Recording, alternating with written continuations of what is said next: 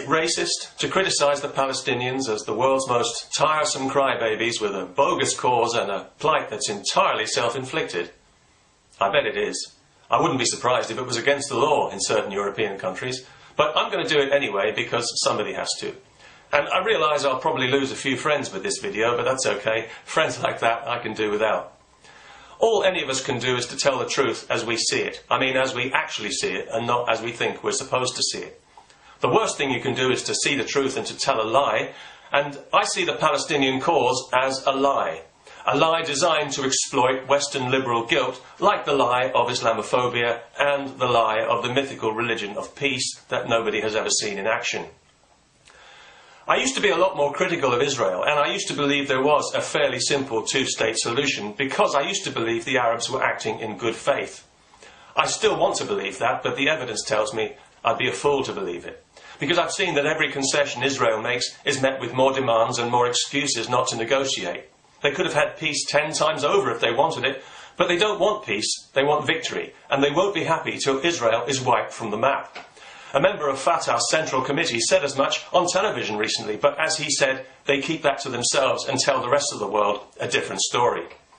And as part of that story, the bogus claim for Palestinian statehood is currently passing through the United Nations, and we're all waiting to see what plops out the other end. Not that it really matters, because despite what the Palestinian public relations industry, i.e. the Western media, might tell you, this is not about territory, and it certainly isn't about justice or human rights, because Arab societies don't know the meaning of those words. It's about Jew hatred, as mandated by the Quran and as preached in the mosques and taught to the children in Arab countries day in and day out, generation after poisoned generation. The Arabs don't hate Jews because of Israel, they hate Israel because of Jews. The situation in the West Bank and Gaza exists because 45 years ago, several Arab countries attacked Israel unprovoked with overwhelming odds because it was a Jewish state. If it hadn't been a Jewish state, they wouldn't have attacked it. And they attacked with the intention of wiping it from the map and of committing genocide. But they failed because the Jews had a bit more steel in their blood than the Arabs had bargained for. And who could be surprised after what they'd been through, and after seeing how the rest of the world had responded to their plight? Large numbers of Jews could have escaped the Nazis if they'd had somewhere else to go, but other countries wouldn't let them in. The Mufti of Jerusalem at the time was a friend of Hitler's, and, good Muslim that he was, he approved of the final solution and had plans for his own Holocaust in the Middle East once the Nazis had won the war.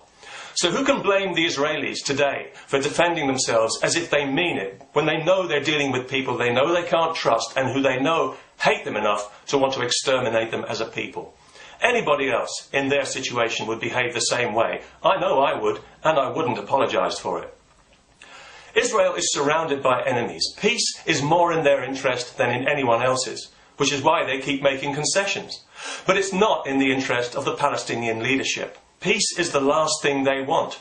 They need to keep the pot boiling. They need to keep their people angry and resentful and hating Jews. Peace would ruin everything, because they won't be happy until Israel is wiped from the map and the Jews have been driven into the sea. If they really believe that's going to happen, they're insane. And if they don't really believe it, they're even more insane, wouldn't you say? And all you good-hearted Western liberals who keep banging the drum for the poor Palestinians, I sympathise with you because you're doing it for the right reason. But you're being used and exploited, just as the people in the West Bank and Gaza are being exploited by people who have no intention of negotiating peace because they're driven primarily by crude, irrational religious hatred. When you protest for Palestine, you know you'll be in the company of people calling for Jews to be gassed. Do you think that's an accident? You're dealing with something here beyond politics and beyond reason. Something truly ugly that drives a spike through all your cosy left-right assumptions, and your naivety is helping to stoke it like bellows to a fire. The world needs to stop pretending that Palestine is about justice and human rights and have the moral courage to call this thing what it is, to put a stop to this charade, this endless dance around a non-existent negotiating table.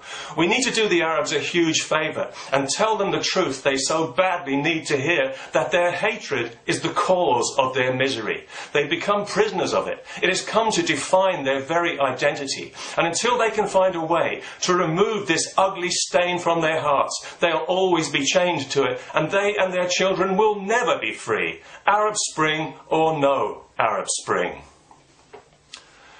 Peace. How many wasted generations of hate do you think it'll take?